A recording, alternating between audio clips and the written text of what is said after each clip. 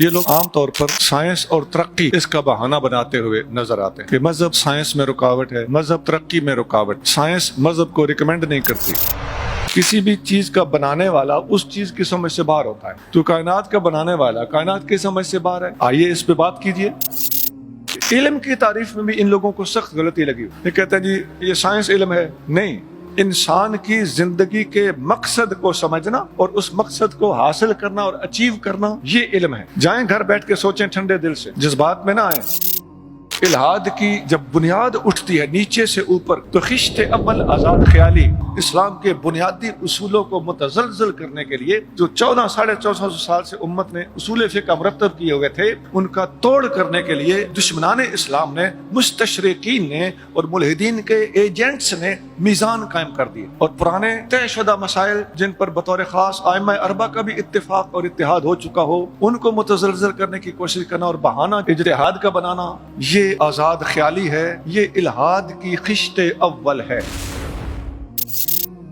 عزیزان گرامی، بجا تکفیر اور بے جا تکفیر، اس میں فرق۔ بعض لوگ بجا تکفیر کا بھی دروازہ بند کرنا چاہتے ہیں، یہ لفظ ہی ختم کر دو، یہ نہیں ہوگا، تمہارے ارمان تمہارے اندر ہی رہ جائیں گے۔ بجا فتویٰ بجا ہے، بے جا فتویٰ بے جا ہے۔ ہم یہ تمیز کرنا جانتے ہیں، ہمیں سکھانے کی کوشش مت کرو۔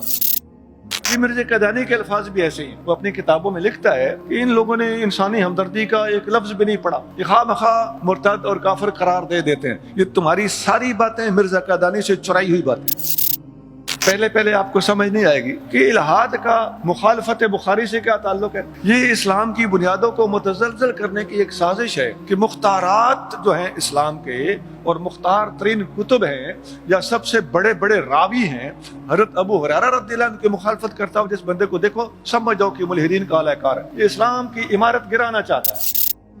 آپ ان کو ایک سطح پہ لانا چاہیں تو ایک لفظ بولا جا سکتا ہے کہ یہ سب کی سب مخلوق ہے، ٹھیک، تو مخلوقیت کوئی مذہب تو نہیں، ایسے ہی انسانیت بھی کوئی مذہب نہیں۔ جمادات سے اوپر نباتات، نباتات سے اوپر حیوانات، حیوانات میں انسان، انسانوں میں مسلمان، اور ایمانداری سے بتا رہا ہوں مسلمانوں میں اہل سنت۔ کسی قسم کا رکھ رکھاؤ نہیں کرنا، کسی اساس کمتری کا شکار، کسی مصلحت کا شکار نہیں ہونا۔ بلا شبہ حق پر اگر ہیں تو اہل سنت ہیں، اور دنیا کے اندر 90% سے زیادہ اہل سنت پائے جاتے ہیں۔ یہودیت ظلمت، عیسائیت ظلمت، شرک ظلمت، منافقت ظلمت، بدھزم ظلمت، ہندوازم ظلمت، اور نور واحد ہے، وہ کیا؟ اسلام۔